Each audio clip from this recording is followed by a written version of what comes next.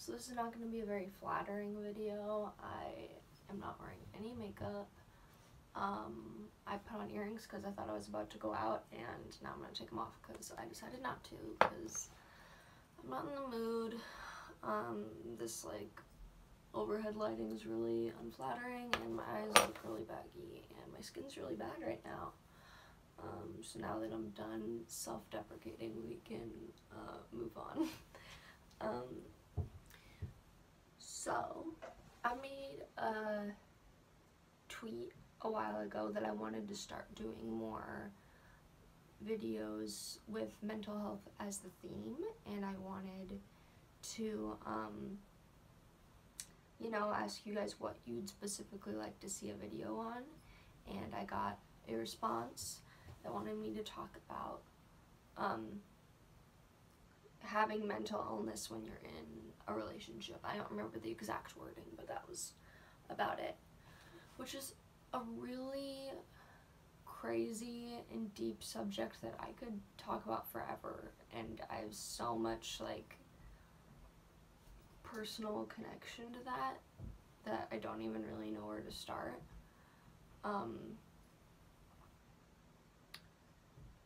Not everyone knows how to react correctly to someone with mental illness.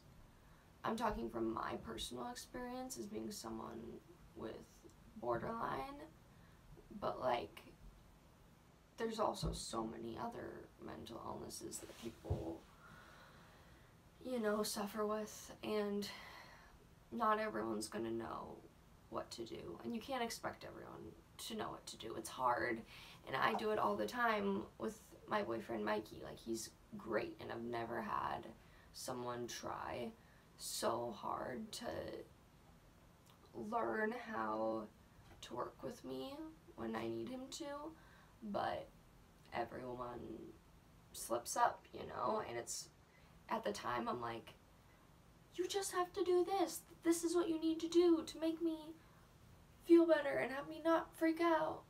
But, and sometimes he handles it right and sometimes he doesn't. As I do when...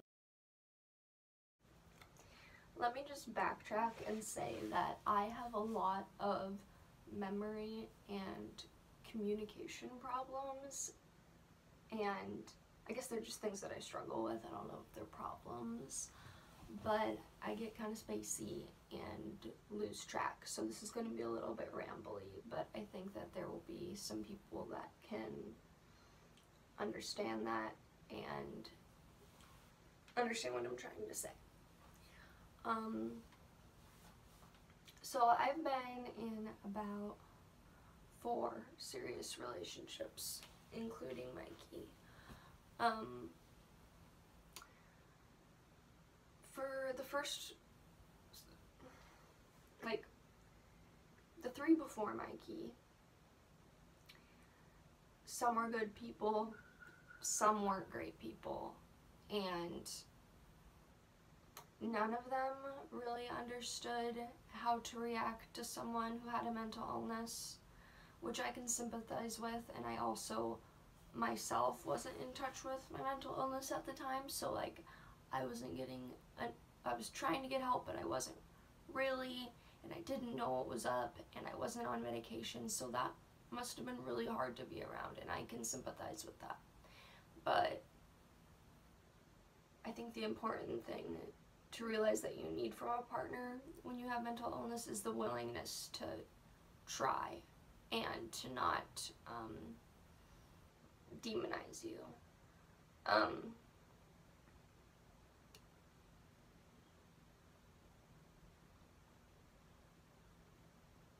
It's so hard to, even for me to really understand, like,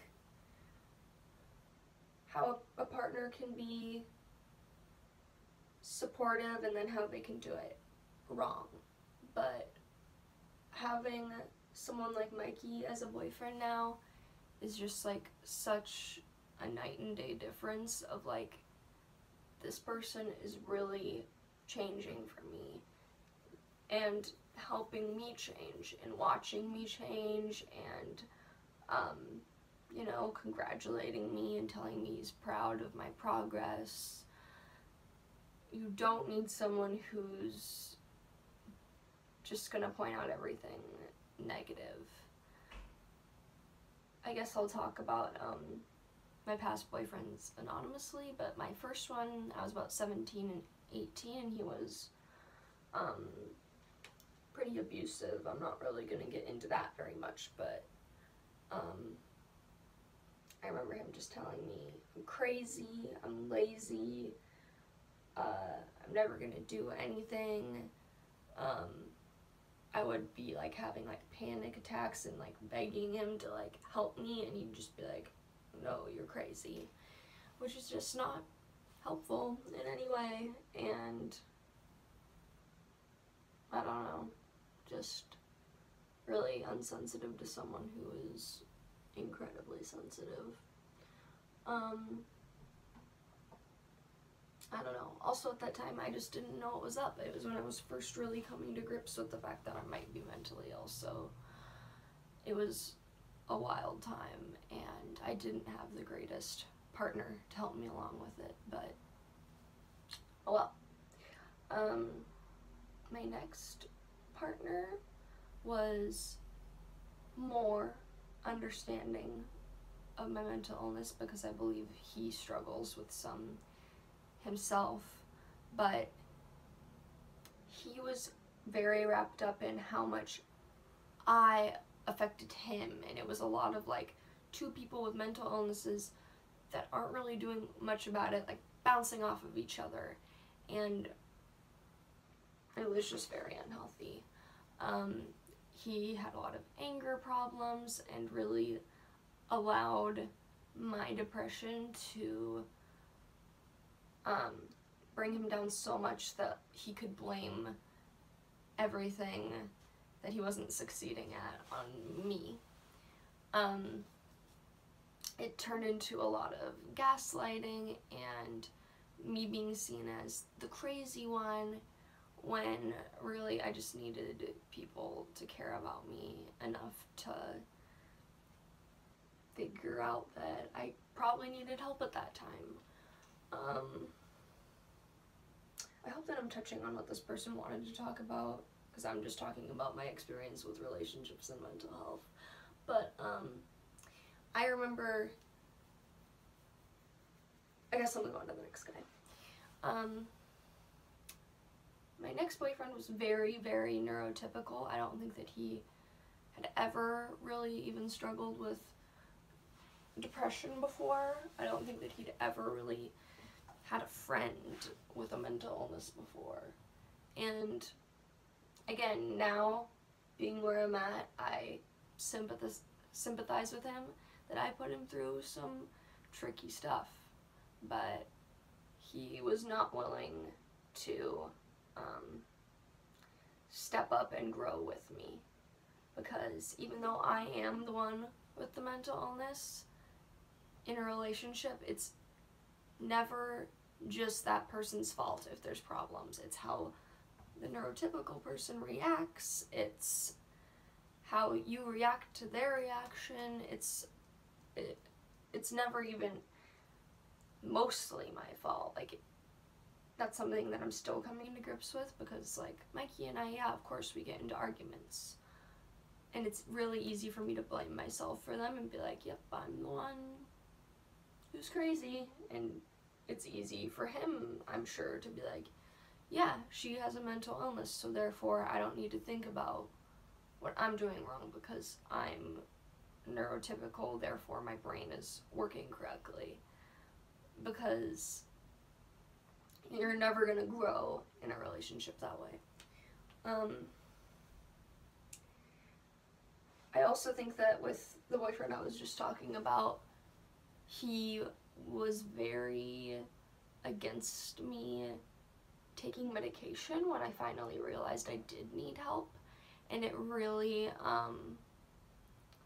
was a toxic viewpoint for me to be around.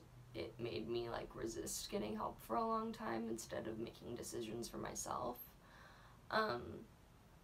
he was also a bit older than me, and something that I struggle with is not trusting myself and letting everyone make decisions for me.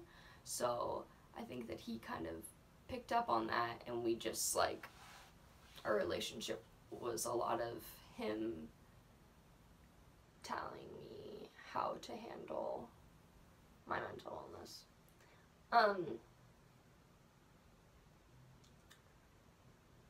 It's really hard for me to be alone. You can probably tell by now. I am definitely, like, addicted to being in relationships, and I know that that's an issue for me because I learned codependence really early on in life as a child. And it goes both ways. It goes, codependency can be me relying on someone to make decisions and take care of me, and I don't know what to do on my own. Or it can be me paying so much attention and focusing everything on someone else that I forget to take care of myself. And I think that that's what mostly happened when I was younger, which led me to just not know how to take care of myself, so I lay it onto someone else. That being said, I don't think that me being in a relationship is a bad thing, but it's just, I still have to learn to be less codependent, and I really am. That's another thing I love about Mikey, is that he knows that I'm changing and growing, and he can tell. And my therapist can tell that. She even said, like, I go to therapy on Wednesdays, I went today, and she said, like, you've changed so much. And she even said that, like, she thinks that when I first came in, I matched a lot of the criteria for borderline, and now she's, like, not even sure, because you can change, and there's a lot of people that say that you can't, and you're gonna have those things forever, and I'm gonna struggle with mental illness forever, but I don't think I'm gonna have to call myself borderline for the rest of my life, because I'm really, really trying. I don't think it's that obvious to a lot of people, and that's something that has been a theme throughout my relationships, is that the thing that hurts me the most that partners will bring up to me is calling me lazy, or too dependent on them, or like I don't do anything for myself, when in reality I'm trying extremely hard every day, and I'm really changing, and even though it might not be changes that other people can see, like, I'm trying, like, insanely hard, and I let a lot of people that I've been in relationships with convince me otherwise, that, like, I'm a lazy piece of shit who can't get anything done. But the reason that I couldn't get anything done was because I wasn't working hard enough on what was going on inside my brain, and I needed to backtrack and fix this stuff first, and then when this is better, I'll be able to get other stuff done in my life. Mikey sees that a lot of the time. Sometimes he doesn't. Sometimes it gets frustrating for him, and sometimes I understand when it gets frustrating. This is like, see, me saying this is, I can tell that I've changed, because I would never admit, my past self wouldn't have admitted this. My past self wouldn't say the words, I can see where he's coming from, you know? But I can. Sometimes I'm depressed and I just want to lay down, and I do a lot of laying down and being on my phone, because it's a way for me to zone out, and it's not helpful, but sometimes that's just what I need to do to just give my mind a break. I don't really have, I know I'm working on better coping mechanisms, but I'm still working on them, you know, and right now my phone's like the only surefire way I know. So if he needs help with something and I'm in a mood like that, we get into arguments sometimes. And I understand that.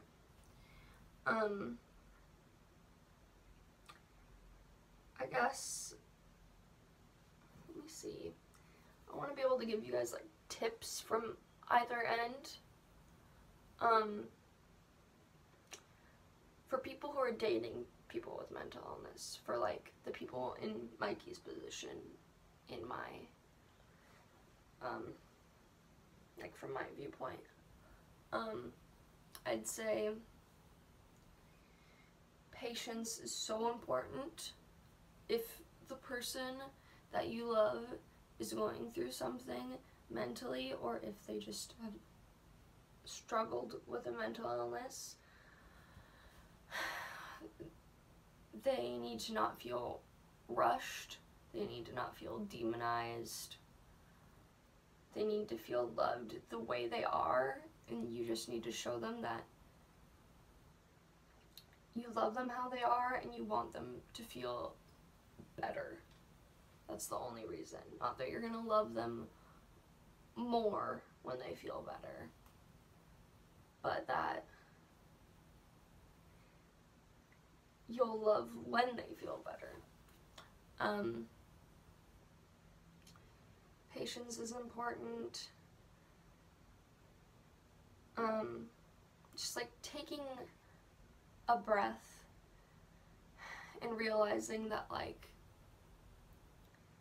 okay, remembering that they have a mental illness is important too, I think. A lot of the time, if I'm in a bad place and I bring something up to Mikey, I think that he forgets that he can initially, instead of just jumping to arguing with me, he can say, okay, Timothy has this thing and this is hard for her, and what she just said did bother me, but I need to take this into account, and it doesn't need to be an argument. And we slip up on that a lot, and then it's hard for me to drop it if he doesn't drop it, and then I'm like, why didn't you handle it better? You're the one who doesn't have a mental illness. And he's like, now I'm just mad. I don't know. It's really hard to, cause like, Mikey is like the best relationship I've ever been in, and I love him so much, and it's great, but we still argue, and mental illness is fucking difficult, but he's never acted like he's ever gonna give up. And I never really thought that he would, except for when I'm like having a freak out, which I'm sure some of you people can understand, but that just comes from a, you know, a problem with abandonment issues. I think that's another huge reason that I'm in a lot of relationships, because like, no matter how they make me feel, I just don't want to be abandoned. But I'm learning independence with Mikey, and I think he's noticing that too. Advice for someone in my shoes in a relationship would be to notice if someone is resistant to change and resistant to being sensitive and gentle with you. If they aren't willing to be patient and help you grow, then I understand how it feels to have to like let that go, but it's probably not the best place for you, because even if that's where you're comfortable, like, you're not ever gonna grow on your own with that person who isn't willing to grow with you.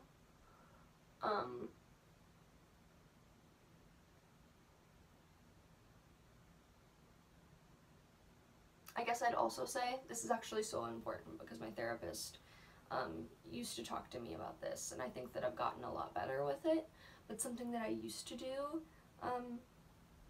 in arguments, or like when I'm doing something that I know isn't particularly healthy for myself, I'd say, well, I'm just borderline and that's how I am, so, and I just leave it at that, you know, like,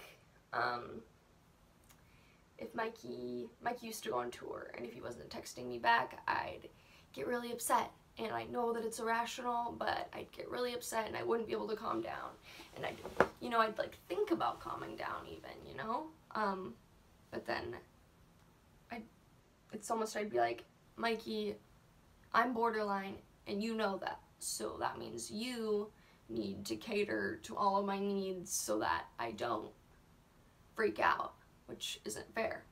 I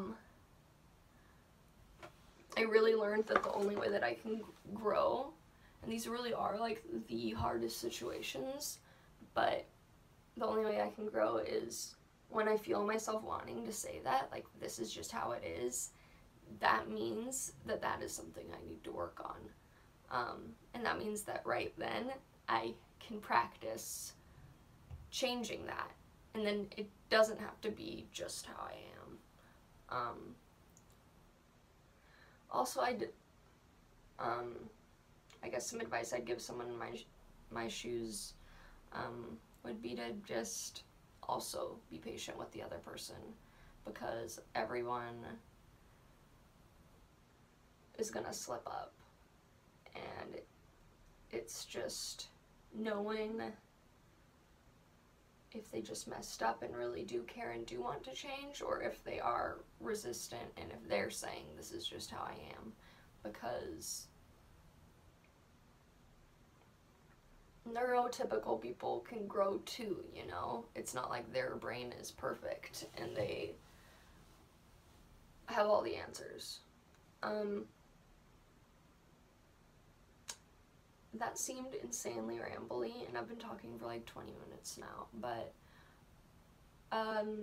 if anyone has any more specific questions about this, I'd love for you to leave them in the comment section, and if they're little short questions, I'll just respond. But if you like have another idea for a video for me to ramble on about, I'd love to see that too, because when I posted my that video of me having a bad mental health day, I got some really touching responses, and I don't know, that was like exactly what I wanted from that video. It was so hard for me to do and so hard for me to post, but the responses I got were just like, yes, like that's what I wanted from someone when I felt alone and scared like that.